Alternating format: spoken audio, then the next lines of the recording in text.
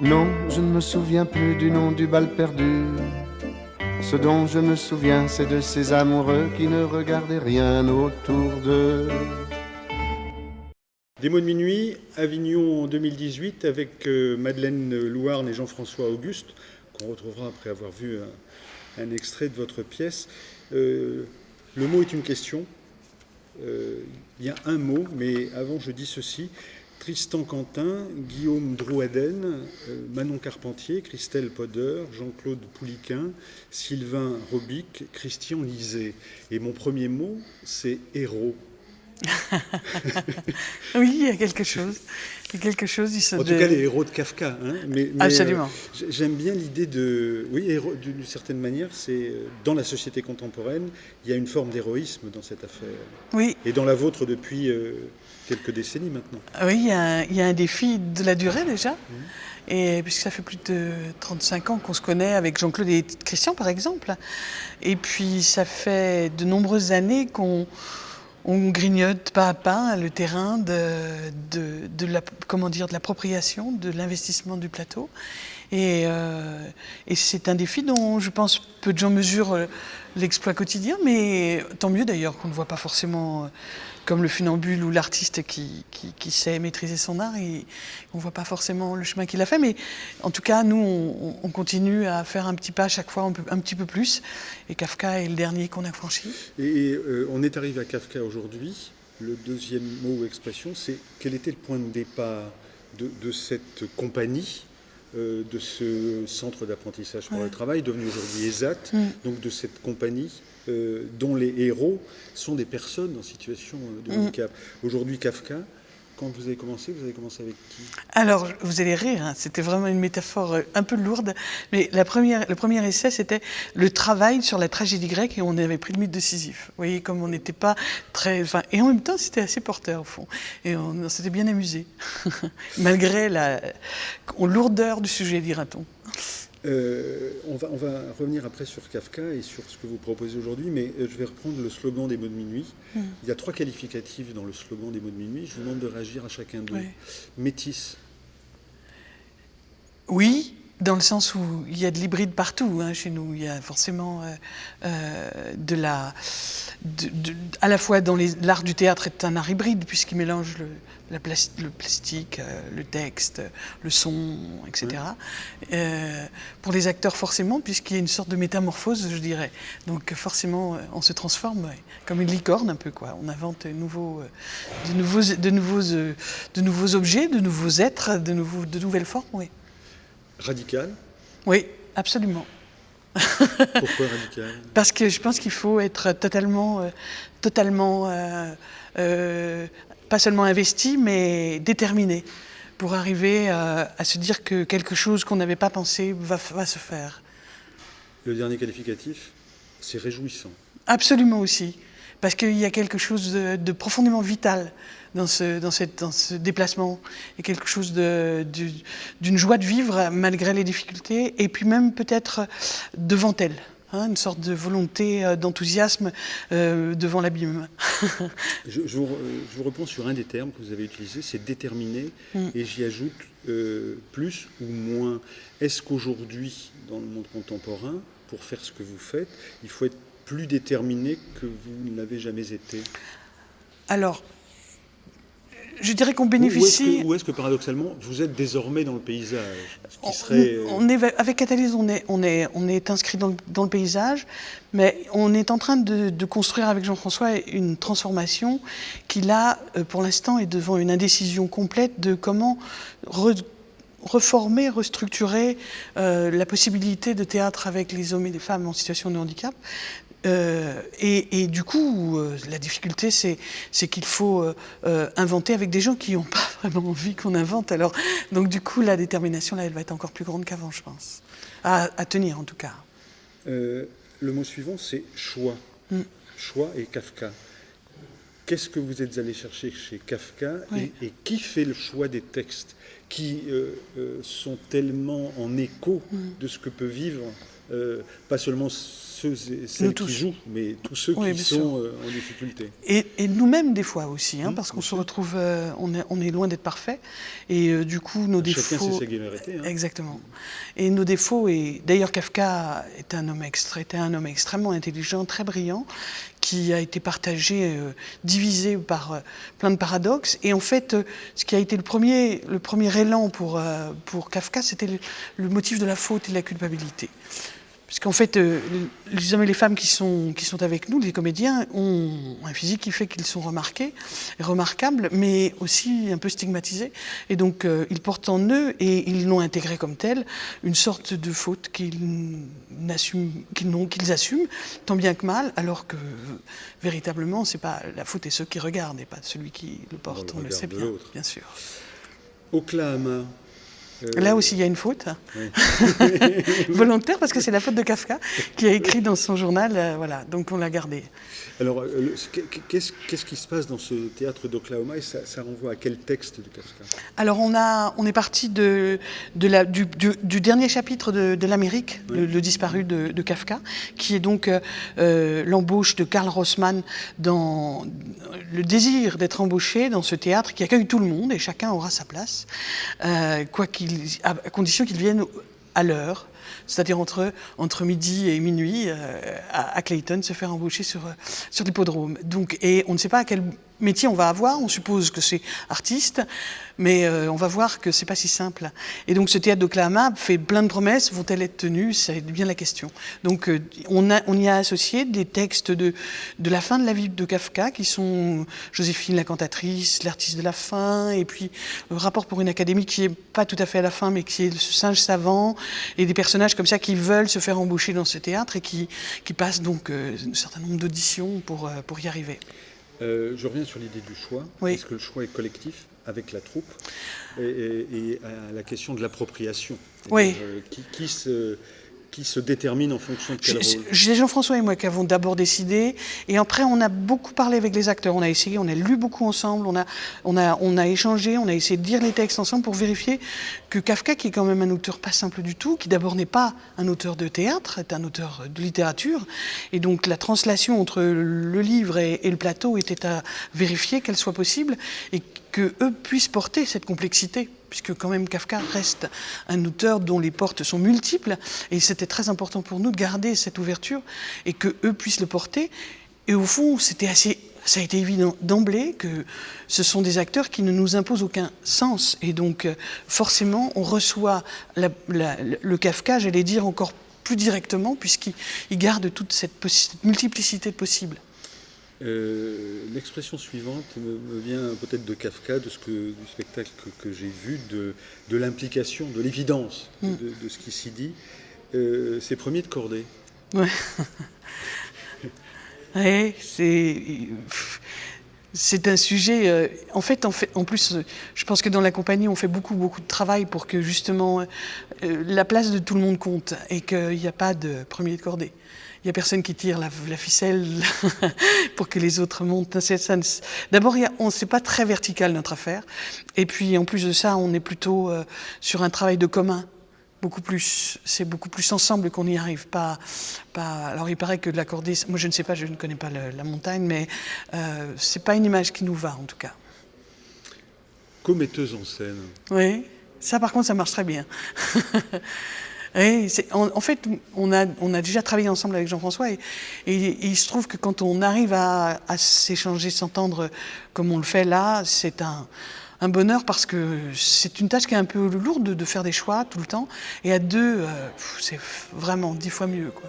10 fois mieux. Est-ce qu'il y a des impossibilités, quelles qu'elles soient d'ailleurs? Le mot impossibilité, ça vous parlez par rapport à la mise en scène ou Non, pas forcément. Dans l'absolu. Oui, il y en a, forcément il y en a. En tout cas, elles sont... Côté décisif, c'est-à-dire que... Oui, c'est ça. Il y a des choses que nous, on n'arrive pas à dépasser, et il y a des choses qui sont des vrais obstacles sur lesquels on ne sait pas trouver de solution. Mais quand je dis qu'on fait un petit pas à chaque fois, c'est que chaque fois qu'on passe un petit cap, on s'aperçoit qu'il y a une petite entrée possible ailleurs, et c'est là qu'on continue. Donc en fait, on continue à chercher où est la passe suivante, en fait. On se donne à chaque fois un petit défi. Donc vous me donnez gros défis, parce que Kafka, c'était pas mal. Je vous propose qu'on aille regarder vos héros. Oui, merci. Ce n'est pas le combat en tant que tel qui me réjouit. Je me réjouis uniquement parce que c'est la seule chose à faire. Et peut-être périrais-je, non pas au combat, mais à cause de cette joie.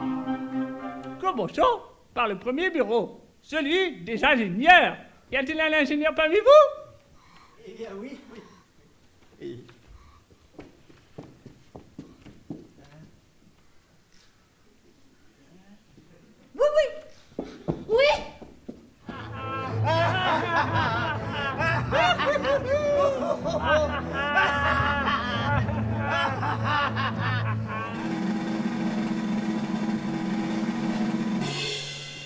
C'est quoi ce métier?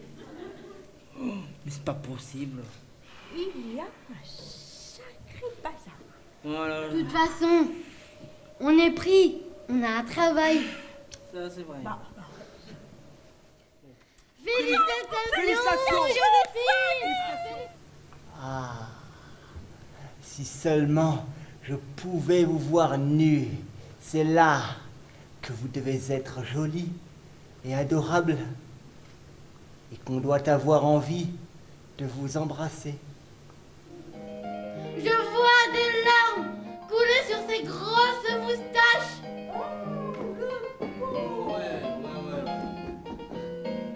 Est-ce que ce sont les miennes ou bien les siennes? Est-ce que ce chat avec une âme d'agneau a aussi des désirs humains? Jean-François Auguste, on vient de voir un extrait du Grand Théâtre d'Aklahama. Le premier mot, c'est commetteur en scène. Ouais. Moi, je trouve qu'on est toujours plus fort et plus intelligent à plusieurs que tout seul. Donc, et en plus, quand il n'y a pas de problème d'ego, comme là c'est le cas, ça se passe vraiment très bien. Et donc, on rebondit beaucoup avec Madeleine sur nos idées. Et puis, on a le droit aussi des fois de se dire, c'est quand même pas terrible, on pourrait peut-être faire mieux quand même. Mieux. Si je vous donne mieux maintenant, ce serait quoi le mieux maintenant? Le mieux à faire?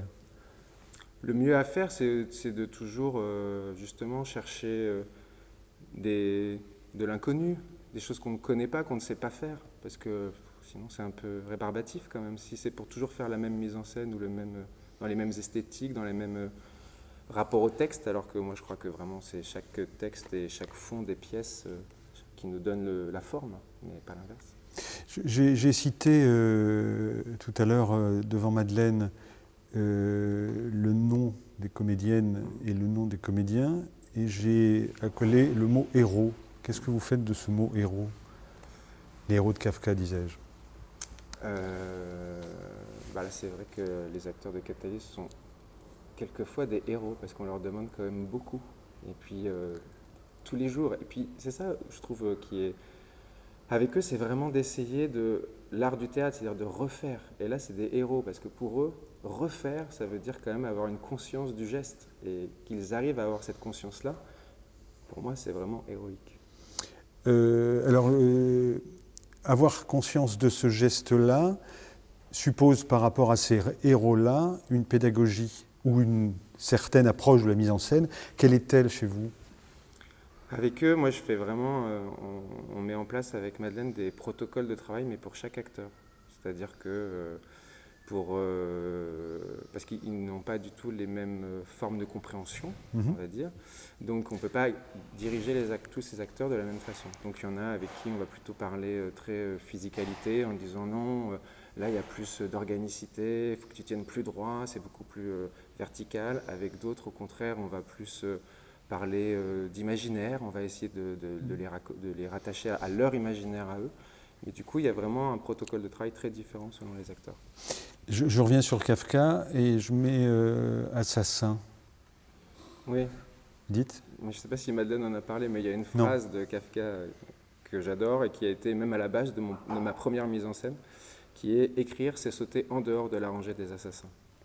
Et en fait, les assassins dont parle Kafka sont ceux qui répètent et recommencent la mauvaise vie telle qu'elle est. Et ils assassinent quoi? Justement le possible. Tout ce qui pourrait commencer, rompre, changer. Et voilà, je trouve que c'est un geste, justement, ce saut-là, et un geste assez fort pour pouvoir répondre au monde. C'est-à-dire plutôt que de crouler sous le quotidien, de dire c'est comme ça, ben, ce saut, il permet de répondre au monde et d'ouvrir des possibles, des inconnus. Et voilà, c'est pas n'importe quoi. Hein, le mot communauté, et dans la communauté, je mets la personne en situation de handicap, je mets le schizophrène, je mets le travesti, ou je mets le sadique, qui sont des thématiques, ou en tout cas des approches que vous avez eues dans votre théâtre. Qu'est-ce que c'est que cette communauté, et en quoi peut-elle être, et je suis très précautionneux avec le mot, mais en quoi peut-elle être un matériau de théâtre ? Bah, c'est quand même, vous avez travaillé avec Nan Goldin aussi, a été une de vos références, oui. par exemple. C'est quand même, on ne peut pas dire quand même que le monde soit fait d'une seule couleur, quoi. Donc la communauté, pour moi, c'est tous ces paradoxes qui font que le monstrueux peut côtoyer l'humanité, mais il faut qu'il y ait ces reliefs et ces paradoxes-là, mais il faut les prendre en compte et se dire que ça existe. Enfin voilà, je pense qu'il faut prendre en compte toute cette communauté qui est faite plein d'individus et justement de singularités qui peuvent être monstrueuses ou au contraire magnifiques, mais qu'il faut prendre en compte cette communauté-là. Très beau mot, celui de ce que vous utilisez, singularité. L'idée de la marge et l'idée de... aujourd'hui, dans les sociétés contemporaines, par rapport à cette communauté dont on vient de parler, l'idée de la marge et j'utilise l'autre mot qui est la marginalisation. Oui. Enfin, on est dans ce risque-là aujourd'hui dans une société de premier de cordée. Oui, après moi la marge, je pense que c'est quand même important de l'avoir dans notre société, parce que sinon on va tous être des petits moutons. Après, c'est la question effectivement du regard porté sur cette marge. Et donc, si ça devient de la marginalisation, il ne faut pas que ça soit justement de l'exclusion. Mais je pense que du coup, c'est aussi un travail des deux côtés. C'est-à-dire à la fois ceux qui se mettent en position de marge, ceux qui regardent ces gens en marge, et en même temps que quand on est marginal, entre guillemets, on puisse se faire comprendre que juste, il suffit d'agrandir un tout petit peu le cercle et on n'est plus dans la marge. On retombe avec tout le monde dans la communauté et dans la société. Et on a fait le pas de côté nécessaire à ce que vous évoquiez tout à l'heure. For Happy People. Qu'est-ce que c'est For Happy People ? Pour les gens heureux. Oui, c'est le nom de ma compagnie. En fait, c'est parce que mon premier spectacle, il s'appelle Happy People. Et c'était justement un spectacle sur les gens qui étaient un peu dans la marge, un peu à côté. Et il y avait cette fameuse phrase de Kafka où nous, on avait dit jouer, c'est sauter aussi en dehors de la rangée des assassins. Et c'était un spectacle qui parlait effectivement de tous ces gens en marge et qui essayait de répondre au quotidien d'une manière poétique. Et je trouve que ce saut dont parle Kafka aussi, c'est ça, c'est comment on peut créer du poétique dans le quotidien et dans nos vies. Et que ça peut quand même vraiment aider des fois à avancer et à rester droit. Un mot que je n'ai pas proposé à Madeleine, mais qui est important par rapport à cette proposition-là sur Kafka, c'est le mot décor. Oui. Là, du coup, c'est Hélène Delprat qui a fait le décor à la scénographie. En fait, Hélène, j'ai travaillé avec elle il y a très longtemps. J'avais joué Pinocchio, mais en 96 ou 17. Et c'était déjà Hélène qui faisait le décor de Pinocchio. Et quand on a parlé de Kafka avec Madeleine, moi, j'ai tout de suite proposé, puisque Ludwig avait été aussi un dialogue entre les acteurs de Catalyse et un musicien, en l'occurrence Rodolphe Burger, j'ai proposé que là, ça soit un dialogue entre Catalyse et une plasticienne, une peintre, puisque Hélène Delprat est peintre et plasticienne aussi. Et du coup, voilà, j'ai trouvé que son univers, en tout cas l'univers d'Hélène, était tout à fait, pouvait vraiment dialoguer avec à la fois les acteurs de Catalyse et avec Kafka. Donc il y avait une triangulaire, je trouvais qu'il pouvait vraiment s'articuler. Et moi, je trouve qu'elle est là. J'ai encore deux mots. L'un sera anecdotique dans une seconde, mais ça va être une façon de conclure avec un clin d'œil. Mais tout à l'heure, vous avez évoqué en commençant la notion d'impossible et la nécessité d'aller toujours dans le chemin de traverse, d'aller ailleurs. Qu'est-ce qui, pour vous, aujourd'hui, semble impossible ? Alors, peut-être avec vos comédiens, avec vos comédiennes, dans la vie, tout simplement, dans le monde contemporain. Quel est le mur sur lequel vous butez ? Peut-être qu'il n'y en a pas, hein ? Si, il y en a plein. Là où vous vous dites, c'est pas du dur, c'est du dur de dur. Oui, oui. Des fois, je trouve que Le langage, ça peut être... Parce que le langage, la perception, pour se faire comprendre, on voit bien qu'on essayait d'utiliser plein de mots, mais des fois, les mots, on n'y arrive pas à faire comprendre ce qu'on veut dire. Et par exemple, ça, avec Catalyse, on le voit très bien. On voit très bien qu'il y a des moments où on discute avec eux, on dit « mais c'est quoi le problème ?» Et ils n'arrivent pas, même avec le langage, à nous faire comprendre vraiment. Mais on est pareil, je veux dire, quand tout d'un coup, on ne va pas bien, c'est très difficile de poser les mots qui vont exactement traduire ce qu'on est en train de penser, ce qu'on est en train de vivre. Dernier mot, clin d'œil, athlétisme. Oui. J'étais sûr que ça vous ferait sourire, à tout le moins. Parce que j'ai fait de l'athlétisme jeune et j'ai fait 2 fois les championnats de France. Mais vous faites encore du sport aujourd'hui ou... Je fais un peu de sport, mais j'en fais beaucoup moins. Mais à l'époque, oui, je faisais du relais en équipe 4x80, du 250 mètres haies et du triple saut. C'était mes 3 spécialités. Et voilà. Dernier mot quand même, au-delà de ce clin d'œil biographique, l'origine, qu'est-ce qui fait que très vite vous êtes allé au théâtre? Est-ce qu'il y a un texte? Est-ce qu'il y a une scène? Est-ce qu'il y a une image? J'ai fait du théâtre très petit, parce qu'en fait, 4 ans. Oui, je crois, oui, c'est possible, 4-5 ans, parce que voilà, je suis né dans un tout petit village qui s'appelle Cheux, en Normandie, et mon père faisait partie d'une troupe de théâtre amateur qui s'appelle les Guélurons, vous voyez. Et il montait des pièces de théâtre qui étaient en général des pièces de Badier et Grégoire, des choses comme ça.